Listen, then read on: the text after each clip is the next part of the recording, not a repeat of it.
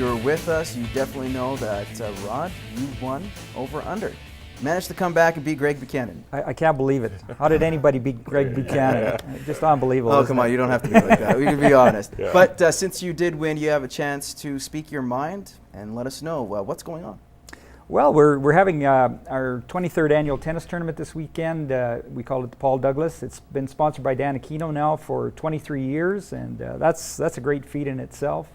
And we're very pleased to invite people to our tournament to come in from Saskatoon, Edmonton, various places. We've had players from Calgary and Flin Flon. It's a great weekend. The play starts Friday evening and goes through Saturday, and we finish up Sunday about 4 o'clock, hopefully with some really great weather and no rain this year.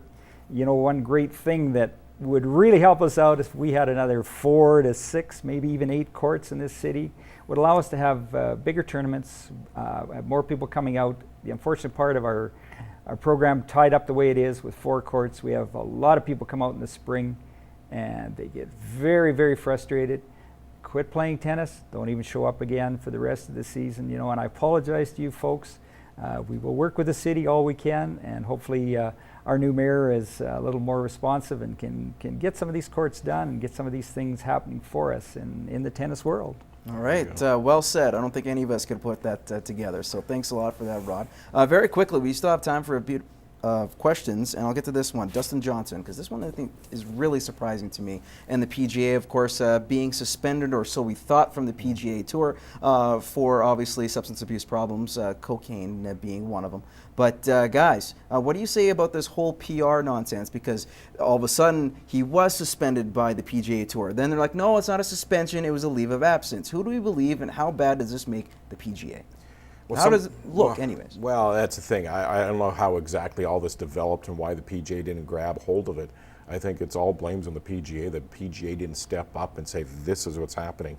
And that's the only contact they keep it hush-hush. That's been their issue. Well, if he's failing the drug tests and he's not following the rules, the PGA should have looked after this right away. I agree, Greg.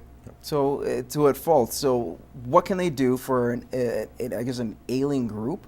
Would you call the PGA chairman, or at least the governing body? Because you look at other groups, they're so proactive. So is this a cause concern, or at least a wake-up call? Well, yes, I think the PGA just like to bury their head in the sand and pretend that this is not happening. But this is not just happening in the PGA. This is happening in society in general.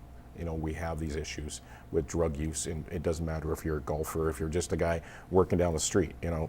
That is a problem with our society, and we can't bury our head in the sand, and we have to deal with it. All right, time's up for this segment. We will return for final thoughts coming up next.